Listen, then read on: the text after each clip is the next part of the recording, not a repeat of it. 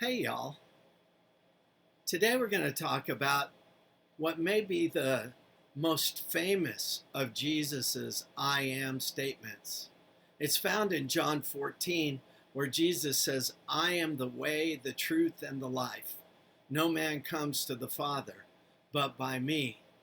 What's interesting about this passage is though it's very well known, people often don't look at it in the context in which it is spoken of in John 14. In the beginning of John 14, Jesus is preparing his disciples for his impending death. And he tells them to not let their hearts be troubled because he's going to go and prepare a place for them and a place for us.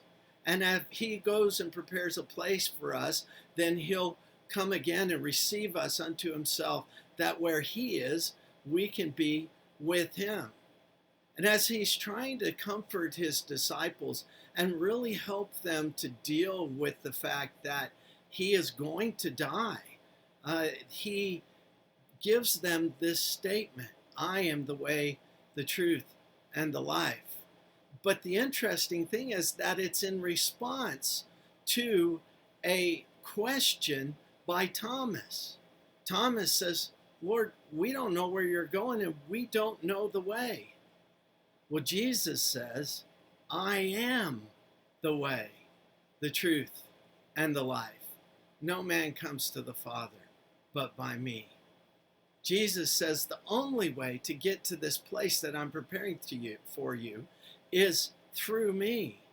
And notice he doesn't say, I am a way, a truth, and a life. He says exclusively, I am the way, the truth, and the life. And so when we look at this, we see that Jesus is making a claim not only of deity with his I am statement, which he definitely is, but he's also making a claim of the exclusivity of the gospel. Jesus is the only way. A lot of times in our culture, we look at religion and we look at salvation and we try to figure it all out, and we see that often people look at it in terms of spokes on a wheel, as though the middle of the wheel is God and every spoke leads to God. And therefore, no matter which spoke you choose, as long as you're sincere, then you eventually end at God. The problem with that is it's not in keeping with the biblical teaching. Jesus didn't just say, I'm one way of many. Jesus said, I'm the only way. I'm the only truth. I'm the only life. The only way to come to the Father is through me. So when Jesus makes this I am statement, when he claims deity by doing it, he's also showing his disciples and the rest of us that the only hope for the world is found in him.